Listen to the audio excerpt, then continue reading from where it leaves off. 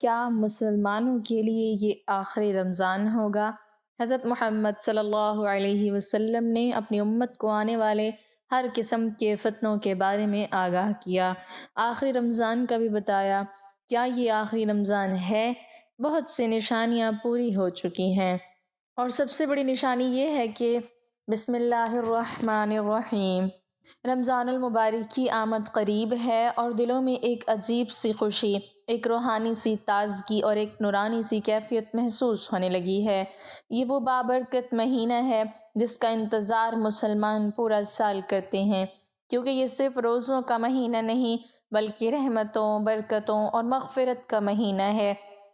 اسی مہینے میں قرآن مجید نازل ہوا، اور اسی نسبت سے اس مہینے کو خاص عظمت حاصل ہو گئی۔ رمضان ہمیں صبر، شکر، ہمدردی اور تقویٰ کا درس دیتا ہے۔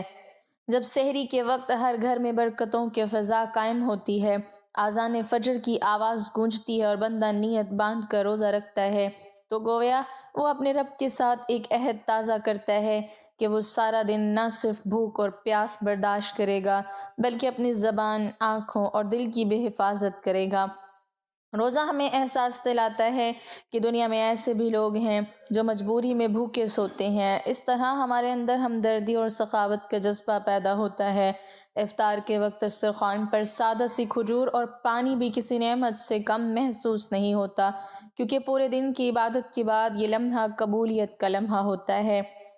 اس مہینے میں تراویح کی رونقیں مساجد کو جگمگا دیتی ہیں، قرآن کی تلاوت کی آوازیں دلوں کو سکون دیتی ہیں۔ ہر شخص کوشش کرتا ہے کہ زیادہ سے زیادہ نیکیاں سمیٹ لے، کیونکہ یہی وہ مہینہ ہے جس میں ایک نیکی کا اجر کئی گنا بڑھا دیا جاتا ہے۔ یہ مہینہ ہمیں نظم و ضبط سکھاتا ہے کہ وقت کی پابندی کیسے کی جائے، سحری سے افطار تک صبر کیسے کیا جائے، اور اپنی خواہشات پر قابو کیسے پایا جائے۔ رمضان ہمیں یہ بھی سکھاتا ہے کہ اصل طاقت کھانے پینے میں نہیں بلکہ ارادے کی مضبوطی میں ہے۔ جب ہم اپنے نفس کو قابو میں رکھتے ہیں تو دراصل ہم اپنے کردار کو مضبوط بنا رہے ہوتے ہیں۔ اس مہینے میں زکوٰۃ اور صدقات کا خاص اہتمام کیا جاتا ہے تاکہ معاشرے کے ضرورت مند افراد بھی عید کی خوشیوں میں شامل ہو سکیں۔ یہ مہینہ ٹوٹے ہوئے رشتوں کو جوڑنے، ناراضگیوں کو ختم کرنے اور دلوں کو صاف کرنے کا سنہری موقع فراہم کرتا ہے۔ ہمیں چاہیے کہ ہم اس رمضان کو صرف رسم نہ بنائیں بلکہ اپنی زندگی میں حقیقی تبدیلی کا ذریعہ بنائیں۔ اپنے اندر سے حسد، کینہ اور نفرت کو نکال کر محبت، اخوت اور بھائی چارے کو فروغ دیں۔ سوشل میڈیا اور فضول مصروفیات میں وقت ضائع کرنے کے بجائے تلاوت، ذکر اور دعا میں وقت گزاریں۔ اپنے بچوں کو بھی اس مہینے کی اہمیت سمجھائیں تاکہ وہ بچپن ہی سے رمضان کی برکتوں کو محسوس کر سکیں۔ رمضان ہمیں یاد دلاتا ہے کہ دنیا عارضی ہے اور اصل کامیابی آخرت کی کامیابی ہے۔ جب ہم افطار کے بعد شکر ادا کرتے ہیں تو دل سے یہ احساس ابھرتا ہے کہ اگر ایک دن کی بھوک ہمیں اتنا کمزور کر سکتی ہے تو ہم دوسروں کی تکلیف کو کیوں نہ سمجھیں۔ یہی مہینہ ہے جس میں دعائیں قبول ہوتی ہیں، آنسوؤں کی قدر کی جاتی ہے اور سچی توبہ سے گناہ معاف کر دیے جاتے ہیں۔ آئیے عہد کریں کہ اس رمضان ہم اپنی نمازوں کی پابندی کریں گے، قرآن سے تعلق مضبوط کریں گے اور اپنے اخلاق کو بہتر بنائیں گے، تاکہ جب عید کا چاند نظر آئے تو ہم صرف نئے کپڑے پہن کر نہیں بلکہ ایک نئے اور بہتر انسان بن کر اس خوشی کا استقبال کریں۔ رمضان کے اس بابرکت سلسلے کا دوسرا پہلو ہمیں اپنے باطن کی اصلاح کی طرف متوجہ کرتا ہے۔ یہ مہینہ صرف ظاہری عبادات تک محدود نہیں بلکہ دل کی دنیا کو سنوارنے کا موقع بھی فراہم کرتا ہے۔ جب انسان سارا دن خاموشی سے اپنے نفس کو قابو میں رکھتا ہے تو وہ دراصل اپنے اندر چھپی کمزوریوں کو پہچاننا شروع کر دیتا ہے۔ غصہ کم کرنے کی مشق، لہجے میں نرمی پیدا کرنا اور دوسروں کی غلطیوں کو معاف کرنا اسی مہینے کی حقیقی تربیت ہے۔ رمضان ہمیں سکھاتا ہے کہ اصل کامیابی اپنی خواہشات پر اختیار حاصل کرنا ہے۔ اسی مہینے کی راتوں میں ایک ایسی عظیم رات بھی آتی ہے جسے لیلۃ القدر کہا جاتا ہے اور جس کی عبادت ہزار مہینوں سے بہتر قرار دی گئی ہے۔ یہ وہ لمحہ ہوتا ہے جب بندہ تنہائی میں اپنے رب سے راز و نیاز کرتا ہے اور دل کی گہرائیوں سے نکلنے والی دعائیں آسمان تک پہنچتی ہیں۔ ان راتوں کی خاموشی میں آنکھوں سے بہنے والے آنسو انسان کے باطن کو ہلکا کر دیتے ہیں رمضان ہمیں وقت کی قدر بھی سکھاتا ہے کہ دن کا ہر لمحہ قیمتی ہے اور اسے بے مقصد گفتگو یا فضول سرگرمیوں میں ضائع نہیں کرنا چاہیے۔ یہ مہینہ گھریلو ماحول کو بھی بدل دیتا ہے، جہاں اہل خانہ مل بیٹھ کر عبادت کا اہتمام کرتے ہیں اور روحانی گفتگو سے دلوں کو تازگی ملتی ہے۔ نوجوانوں کے لیے یہ سنہری موقع ہے کہ وہ اپنی عادات میں مثبت تبدیلی لائیں اور بری صحبتوں سے دور رہنے کا عزم کریں۔ اسی طرح کاروباری افراد کے لیے یہ یاد دہانی ہے کہ دیانتداری اور انصاف کو اپنی تجارت کا حصہ بنائیں۔ رمضان کے دن ہمیں سادگی کی طرف مائل کرتے ہیں تاکہ ہم دکھاوے اور اسراف سے بچ سکیں۔ جب انسان کم میں گزارا کرنا سیکھ لیتا ہے تو اس کے اندر قناعت پیدا ہوتی ہے اور یہی قناعت اسے سکون عطا کرتی ہے۔ اس مہینے میں دل نرم ہوتے ہیں اور انسان کو اپنی غلطیوں کا اعتراف کرنے کا حوصلہ ملتا ہے۔ ہمیں چاہیے کہ ہم اپنے رویوں کا جائزہ لیں، اپنی کوتاہیوں پر غور کریں اور آئندہ کے لیے ایک بہتر راستہ اختیار کرنے کی منصوبہ بندی کریں۔ رمضان دراصل ایک تربیتی کیمپ ہے جو ہمیں سال بھر کے لیے روحانی طاقت فراہم کرتا ہے۔ اگر ہم اس مہینے میں اپنے اندر نظم، برداشت اور اخلاص پیدا کر لیں تو یہی خوبیاں ہماری پوری زندگی کا سرمایہ بن سکتی ہیں۔ اس طرح رمضان کا دوسرا حصہ ہمیں یہ پیغام دیتا ہے کہ عبادت صرف چند مخصوص اوقات کا نام نہیں، بلکہ یہ ایک مکمل طرز زندگی ہے جو انسان کے ہر عمل میں جھلکنا چاہیے۔ رمضان المبارک کے حوالے سے جب ہم سیرت نبوی اور اسلاف کے طرز عمل کو دیکھتے ہیں تو ہمارے سامنے ایک نہایت روشن اور عملی نمونہ آتا ہے۔ حضرت محمد صلی اللہ علیہ وسلم رمضان کی آمد پر صحابہ کو خوشخبری دیتے اور فرماتے کہ یہ صبر اور ہمدردی کا مہینہ ہے جس میں جنت کے دروازے کھول دیے جاتے ہیں اور شیطانوں کو جکڑ دیا جاتا ہے۔ آپ صلی اللہ علیہ وسلم کا معمول تھا کہ اس مہینے میں عبادت کی کیفیت اور بھی بڑھ جاتی ہے، راتوں کو قیام طویل ہو جاتا ہے اور گھر والوں کو بھی عبادت کے لیے بیدار فرماتے۔ آپ صلی اللہ علیہ وسلم کی سخاوت رمضان میں اپنی انتہا کو پہنچ جاتی، یہاں تک کہ صحابہ بیان کرتے کہ آپ تیز چلنے والی ہوا سے بھی زیادہ سخی ہو جاتے تھے۔ حضرت عائشہ رضی اللہ تعالی عنہا روایت کرتی ہیں کہ آخری عشرے میں آپ صلی اللہ علیہ وسلم کمر کس لیتے، شب بیداری فرماتے اور گھر کے ماحول کو عبادت سے بھر دیتے۔ صحابہ اکرام رضی اللہ عنہم بھی اسی ذوق و شوق کے ساتھ رمضان کا استقبال کرتے۔ حضرت عمر بن خطاب رضی اللہ تعالیٰ عنہ اپنے دور خلافت میں باجماعت تراویح کا باقاعدہ اہتمام کروایا تاکہ لوگ منظم انداز میں قرآن سن سکیں۔ حضرت عثمان بن عفان رضی اللہ تعالیٰ عنہ کے بارے میں آتا ہے کہ وہ کثرت سے قرآن کی تلاوت کیا کرتے تھے اور عبادت میں مشغول رہتے تھے۔ حضرت علی بن ابی طالب رضی اللہ تعالیٰ عنہ راتوں کو مسجد میں چراغ جلوا کر لوگوں کو عبادت کی ترغیب دیتے اور فرماتے کہ یہ مہینہ دلوں کو زندہ کرنے کا وقت ہے۔ غزوہ بدر جیسا عظیم معرکہ بھی اسی مبارک مہینے میں پیش آیا جس نے اہل ایمان کو یہ سبق دیا کہ روزہ کمزوری نہیں بلکہ روحانی طاقت کا ذریعہ ہے۔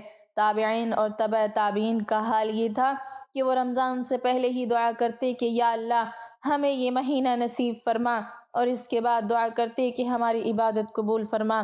حضرت حسن بصری رحمۃ اللہ علیہ رمضان میں بازاروں کی رونق کم اور مساجد کی رونق زیادہ دیکھنا پسند کرتے تھے۔ حضرت عبد القادر جیلانی رحمہ اللہ اپنے مریدین کو نصیحت کرتے کہ روزہ صرف پیٹ کا نہیں بلکہ آنکھ، کان اور زبان کا بھی ہونا چاہیے۔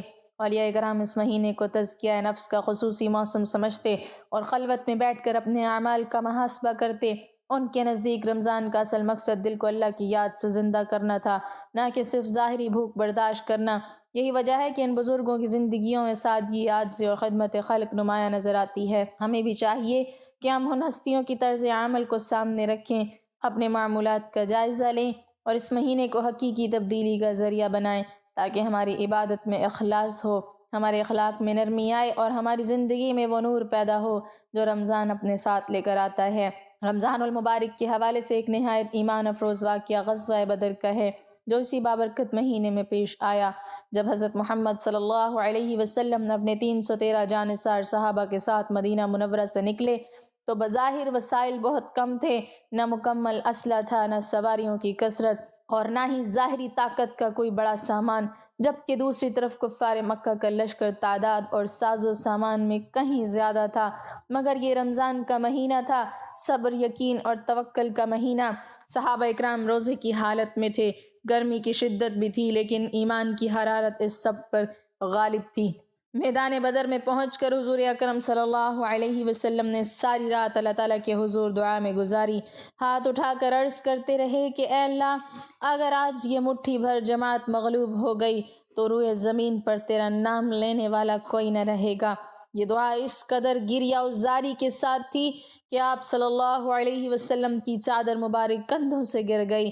اس منظر کو دیکھ کر حضرت ابوبکر صدیق رضی اللہ تعالی عنہ آگے بڑھے، چادر اٹھا کر آپ صلی اللہ علیہ وسلم کے کندھوں پر ڈالی اور عرض کیا کہ یا رسول اللہ صلی اللہ علیہ وسلم، بس کیجئے، اللہ ضرور اپنا وعدہ پورا فرمائے گا۔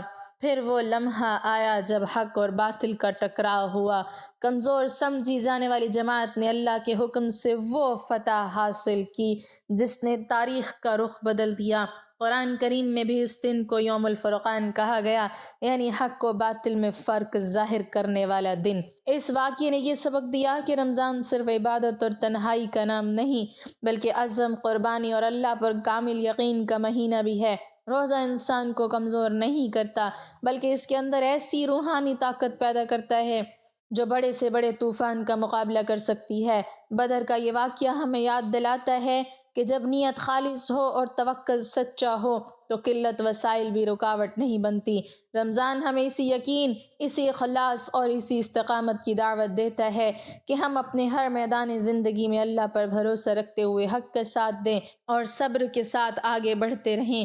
حضرت ابن عمر رضی اللہ تعالی عنہ سے روایت ہے کہ حضور نبی اکرم صلی اللہ علیہ وسلم نے فرمایا، جنت سال کے آغاز ہی سے اگلے سال تک رمضان المبارک کے لیے سجا دی جاتی ہے۔ آپ صلی اللہ علیہ وسلم نے فرمایا، جب رمضان المبارک کا پہلا دن ہوتا ہے تو عرش کے نیچے سے ایک ہوا چلتی ہے جو جنت کے درختوں کے پتوں سے حور عین پر پھیل جاتی ہے۔ پس وہ حور عین یہ دعا مانگتی ہے، اے اللہ، ہمارے لیے اپنے بندوں میں ایسے شوہر بنا جن سے ہماری آنکھیں ٹھنڈی ہوں اور ہم سے ان کی آنکھیں ٹھنڈی ہوں۔ حضرت امام مہدی کے ظہور سے قبل قریب ترین نشانیوں میں سے ایک نشانی رمضان المبارک میں ایک زوردار آواز سنائی دینا ہے، چاہے وہ چیخ کی صورت میں ہو یا دھماکے کی صورت میں۔ نصف رمضان کی رات یعنی 15ویں شب کو ہوگا اور وہ جمعے کی شب ہو۔ اسی طرح اس رمضان میں سورج گرہن کا ہونا، آسمان پر ستون کی مانند کسی چیز کا روشن ہونا، اور سب سے بڑھ کر اس رمضان میں ملک شام میں سفیانی کی جانب سے مسلمانوں کا قتل عام کرنا وغیرہ۔ رسول اللہ صلی اللہ علیہ وسلم نے فرمایا، رمضان میں ایک زبردست آواز آئے گی۔ صحابہ اکرام رضوان اللہ علیہم اجمعین نے پوچھا، یا رسول اللہ صلی اللہ علیہ وسلم، آواز رمضان کے اول میں ہوگی، درمیان میں یا پھر آخر میں؟ آپ صلی اللہ علیہ وسلم نے فرمایا، نصف رمضان میں۔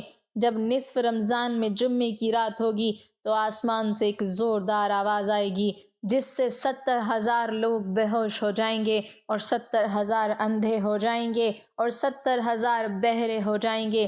ایک اور روایت کے مطابق 70,000 راستہ بھٹک جائیں گے اور 70,000 لڑکیوں کی وقارت زائل ہو جائے۔ صحابہ اکرام رضی اللہ عنہم نے یہ دریافت کیا، یا رسول اللہ صلی اللہ علیہ وسلم، تو آپ کی امت میں سے اس آواز سے کون محفوظ رہے گا؟ رسول اللہ صلی اللہ علیہ وسلم نے فرمایا، جو اس وقت اپنے گھروں میں رہے اور سجدوں میں گر کر پناہ مانگے اور زور زور سے تکبیریں کہے۔ پھر اس کے بعد ایک اور آواز آئے گی۔ پہلی آواز حضرت جبرائیل علیہ السلام کی ہوگی اور دوسری آواز شیطان کی ہوگی۔ پھر فرمایا کہ واقعات کی ترتیب یہ ہوگی کہ آواز رمضان میں ہوگی، دراصل جنگ کی گنگرج یا شور شرابہ ہوگا جو کہ شوال کے مہینے میں ہوگی، اور ذی قعد میں قبائل عرب بغاوت کرے گی اور ذوالحجہ میں حاجیوں کو لوٹا جائے گا۔ رہا محرم کا مہینہ، محرم کا ابتدائی حصہ میری امت کے لیے آزمائش ہے، اس کا آخری حصہ میری امت کے لیے نجات ہے۔ اس دن وہ سواری بما کجاوے کہ جس پر سوار ہو کر مسلمان نجات پائے گا، اس کے لیے 1,00,000 سے زیادہ قیمت والے اس مکان سے بہتر ہوں گے جہاں کھیل و تفریح کا سامان ہوگا۔ مختصر یہ کہ رسول اللہ صلی اللہ علیہ وسلم نے فرمایا، رمضان میں ایک آواز سنائی دے گی، شوال میں شور شرابہ ہوگا، ذی قعد میں قبائل کی باہمی کشمکش، اس سال حاجیوں کو لوٹا جائے گا اور مینا میں بڑا کشت و خون ہوگا، بہت سے لوگ قتل کیے جائیں گے۔ وہاں اس وقت خون ریزی ہوگی جبکہ وہ جمرہ عقبہ میں ہوں گے، اور محرم میں ایک ندا دینے والا آسمان سے ندا دے گا کہ جان لو یہ مہدی اللہ کا خلیفہ ہے، اس کی سنو اور اطاعت کرو۔ محمد بن علی رحمۃ اللہ علیہ کا قول ہے، دو نشانیاں ہیں جو زمین و آسمان کی تخلیق سے لے کر آج تک نظر نہیں آئی۔ پہلی رمضان المبارک کی رات چاند گرہن لگے گا، اور دوسری 15 رمضان کو سورج گرہن لگے۔ جب سے اللہ نے زمین و آسمان کو پیدا کیا ایسا نہیں ہوا، یہ بات حقیقت ہے۔ سورج گرہن ہمیشہ چاند کی شروع کی تاریخوں میں ہوتا ہے، اور چاند گرہن ہمیشہ چاند کی 13 اور 14 15 تاریخ کو ہوتا ہے، لیکن ظہور مہدی سے ماہ قبل رمضان میں یہ ترتیب بدل جائے گی۔ حضور اکرم صلی اللہ علیہ وسلم نے فرمایا، لوگوں قیامت سے پہلے ایک رمضان آئے گا جس میں ایک ایسی شدید آواز آئے گی اور دنیا میں کوئی نہیں جان سکے گا کہ آواز کہاں سے آئی۔ آپ صلی اللہ علیہ وسلم نے فرمایا کہ اگر رمضان میں ایسی آواز سنائی دے جس کا کوئی کھوج نہیں لگایا جا سکا تو پھر 1 سال کا رزق اپنے گھروں میں سمیٹ کر رکھ لینا کہاں کی عقل مندی ہے۔ حضرت جابر رضی اللہ تعالیٰ عنہ فرماتے ہیں کہ میں نے رسول اللہ صلی اللہ علیہ وسلم کو یہ فرماتے ہوئے سنا کہ میری امت میں ایک جماعت یوم قیامت تک سربلندی کے ساتھ حق کے لیے برسر پیکار رہے گی۔ اس سے معلوم ہوتا ہے کہ مومنین کی ایک ایسی جماعت قیامت کے دن تک زندہ رہے گی، مگر مدرجہ ذیل احادیث طیبہ میں صراحت ہے کہ قیامت سے پہلے تمام مومنین کو موت آ جائے گی اور قیامت کے دن کوئی مومن زندہ نہ ہوگا۔ حضرت علی رضی اللہ تعالیٰ عنہ سے پوچھا گیا کہ وہ کون سا عمل ہے جسے موت کے وقت ملک الموت انسان کی تعظیم کرتے ہیں، اس کی روح سکون سے قبض کرتے ہیں؟ تو حضرت علی رضی اللہ تعالیٰ عنہ نے ارشاد فرمایا، ہے شخص وہ 3 عمل یہ ہیں، جو انسان یہ 3 کام کرتا ہے تو فرشتہ موت اس کی تعظیم کرتا ہے، یوں وہ اپنے مالک حقیقی سے جا ملتا ہے۔ جب حضور صلی اللہ علیہ وسلم کی وفات کا وقت قریب آیا تو آپ صلی اللہ علیہ وسلم نے فرمایا، کیا میری امت کو موت کی تکلیف برداشت کرنی پڑے گی؟ تو فرشتوں نے کہا، جی ہاں کرنی پڑے گی۔ آپ صلی اللہ علیہ وسلم کی آنکھ مبارک سے آنسو جاری ہو گئے تو اللہ تبارک و تعالی نے فرمایا، اے محمد صلی اللہ علیہ وسلم، آپ کی امت اگر ہر نماز کے بعد آیت الکرسی پڑھے گی تو موت کے وقت اس کا ایک پاؤں دنیا میں ہوگا اور دوسرا جنت میں ہوگا۔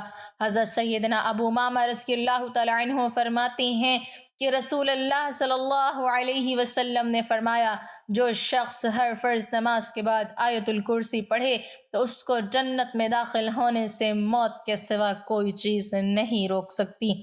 ام المومنین سیدہ عائشہ صدیقہ رضی اللہ تعالیٰ عنہا فرماتی ہیں کہ میں نے نبی کریم صلی اللہ علیہ وسلم کو دیکھا کہ جب آپ صلی اللہ علیہ وسلم سکرات الموت میں مبتلا تھے تو آپ علیہ الصلاۃ والسلام کے پاس پانی کا پیالہ رکھا تھا جس میں پانی تھا۔ آپ صلی اللہ علیہ وسلم پیالے میں اپنا ہاتھ ڈبوتے، اپنے چہرہ مبارک پر پھیرتے اور یوں فرماتے، اے اللہ، موت کی سختی دور کرنے کے ساتھ میری مدد فرما۔ اللہ رب العزت ہمیں بھی موت کی سختی سے محفوظ فرمائے، آمین۔ ناظرین، کمنٹ باکس میں اللہ تعالیٰ کے 99 ناموں میں سے ایک نام ضرور ٹائپ کریں۔